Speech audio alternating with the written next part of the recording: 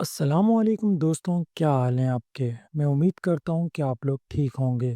بہت پرانی بات ہے، پشاور شہر سے دور ایک گاؤں میں خانجی نام کا ایک آدمی رہتا تھا۔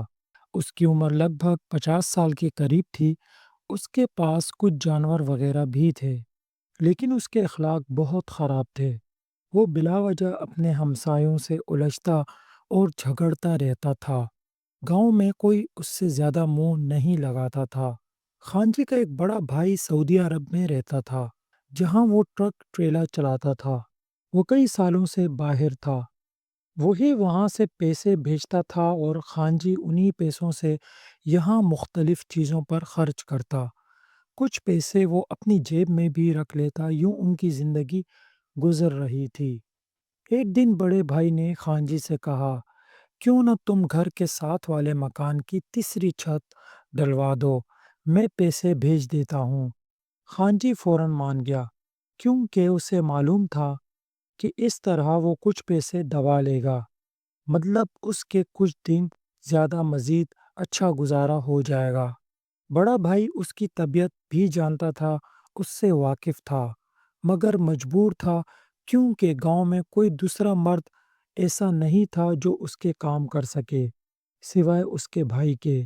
یوں بھائی نے پیسے بھیج دیے اور خان جی نے کام شروع کروا دیا۔ کچھ دن بعد چھت ڈالنے کا کام چلنے لگا۔ اصل واقعہ اس وقت پیش آیا جب اس نے مزدوروں کو اینٹیں چھت پر چڑھانے کے لیے بلایا۔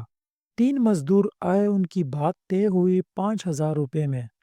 انہوں نے صبح سے شام تک کام کیا۔ دن کے وقت انہوں نے خان جی سے پانی مانگا، مگر اس نے انکار کر دیا اور بڑی بدتمیزی کے ساتھ ان سے کہا کہ تم اگر آ ہی رہے تھے تو اپنے ساتھ پانی بھی لے آتے، یہاں سے تمہیں کچھ نہیں ملے گا۔ پھر بھی پڑوسیوں نے یہ سب معاملہ دیکھ کر انہیں پانی کا کولر ان کے پاس رکھ دیا۔ آخر شام تک مزدوروں نے کام مکمل کر لیا۔ انہوں نے خان جی سے کہا، ہماری مزدوری دیں تاکہ ہم چلے جائیں۔ خان جی نے جواب دیا اور اس وقت اس کی نیت بدل گئی۔ اس نے کہا، میں نے جہاں تمہیں اینٹیں رکھنے کے لیے کہا تھا تم نے وہاں نہیں رکھیں، اور جو کچھ اینٹیں ٹوٹی ہیں ان کے بھی میں پیسے کاٹوں گا، سو تمہارے 5,000 نہیں 3,000 روپے بنے ہیں، وہی میں تمہیں دوں گا۔ اصل میں وہ یہ سب کچھ جان بوجھ کر کر رہا تھا تاکہ ان کے پیسے غبن کر سکے، اس کو کچھ فائدہ اور حاصل ہو سکے، جو کہ سراسر غلط تھا۔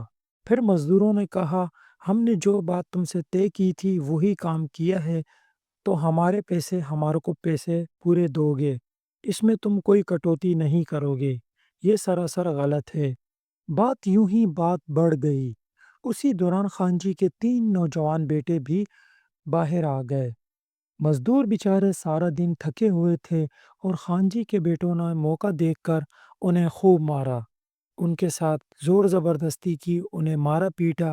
نتیجہ یہ ہوا کہ مزدوروں کو صرف 3,000 روپے دے کر ٹال دیا گیا اور وہ بیچارے روتے دھوتے وہاں سے چلے گئے۔ محلے کے لوگ یہ سب دیکھ رہے تھے، سب جانتے تھے کہ خان جی کتنا لالچی اور بے ایمان قسم کا شخص ہے۔ مزدور وہاں سے بد دعائیں دیتے ہوئے چلے گئے تھے۔ ایک بزرگ جو یہ منظر دیکھ رہا تھا، انہوں نے خان جی سے کہا، بیٹا یہ بہت برا کر رہے ہو تم، یہ بے ایمانی ہوتی ہے۔ جو تم نے پیسے ان کے ساتھ طے کیے تھے وہ ان کو کیوں نہیں دیے؟ تم نے ان کا حق مارا ہے۔ مزدور کی کمائی کا خون اگر پیو گے تو یہ گناہ تمہیں جینے نہیں دے گا، یہ تمہیں ہر پل تڑپائے گا۔ خان جی نے غصے سے کہا، چچا اپنی زبان بند رکھو اور اپنی نصیحتیں اپنے پاس رکھو، مجھے سمجھانے کی کوئی ضرورت نہیں ہے تمہیں۔ وقت گزرتا گیا۔ ایک دن وہ کسی کام سے گاؤں سے باہر گیا ہوا تھا۔ شام کے وقت واپس آتے ہوئے اسے کسی زہریلے کیڑے نے کاٹ لیا۔ اس نے ایک تو یہی سمجھا کہ کسی معمولی کیڑے نے کاٹا ہے، وہ کھجاتا جا رہا تھا۔ اسے نہیں پتا تھا کہ رات کے آخری پہر اس کو خارش بڑھ گئی۔ وہ اپنا پورا جسم کھجانے لگا، یہاں تک کہ اس کے جسم سے خون بہنے لگا۔ مختلف جگہوں پر زخم بننے لگے، کیونکہ وہ اتنے برے طریقے سے کھجا رہا تھا۔ اس کو کھجلی اتنی تیز ہو رہی تھی کہ وہ سکون ہی نہیں لے پا رہا تھا۔ صبح ہوئی تو اس کے گھر والوں نے دیکھ کر وہ گھبرا گئے۔ وہ اسے فوراً لے کر شہر کے بڑے ہاسپٹل لے گئے۔ ڈاکٹروں نے علاج کیا، معائنہ کیا، کچھ کریمیں اور دوائیاں دیں اور کہا کہ وہ گھر پہ جا کر آرام کرے۔ انجیکشن کا اثر رہا تو کچھ بہتری آئی، مگر وہ جیسے ہی گھر پہنچے کچھ ٹائم بعد دوبارہ سے خارش اسی تیزی کے ساتھ شروع ہو گئی اور وہ پھر سے اپنے جسم کو نوچنے لگا، کھجانے لگا۔ جسم پر زخم بڑھنے لگے۔ گھر والوں نے دوبارہ ڈاکٹر کو بلایا تو ڈاکٹر نے کہا اسے فوراً گھر والوں سے دور کر دو، یہ بیماری پھیلنے والی لگتی ہے، تم اس کو گھر والوں سے دور رکھو۔ تو اس کے گھر والوں نے اس کو دوسرے کمرے میں شفٹ کر دیا۔ وہ کراہنے لگا، وہ چیخیں مارتا، اس کے جسم میں بھی درد ہونے لگا تھا، اس کی پوری ہڈیاں درد کرتی تھیں۔ وہ جسم میں درد کی شکایت کرتا، گھر والوں سے بار بار پانی مانگتا، گھر والوں پر انتہائی غصہ کرنے لگا، جس سے گھر والے تنگ آ گئے اور انہوں نے اس کی چارپائی گھر سے باہر نکال کر درخت کے نیچے لگا دی، جہاں پر اسے شفٹ کر دیا گیا۔ اب تو یوں ہونے لگا، صبح کے ٹائم جب سورج نکلتا تو وہ مزید تنگ آ جاتا، کمبل اپنے اوپر ڈالتا کیونکہ سردی لگتی، لیکن سردی کے ساتھ کمبل اس کے زخموں کے ساتھ چپکنے لگتا۔ اس کی چیخیں لوگ آتے جاتے سنتے۔ لوگوں کو جب پتہ چلتا کہ اس نے اپنی ماضی میں کیا کیا تھا، بہت سارے لوگ کہنے لگے کہ یہ اسی گناہ کا خمیازہ ہے جو اس نے مزدوروں کے ساتھ کیا تھا، مزدوروں کا حق کھایا تھا۔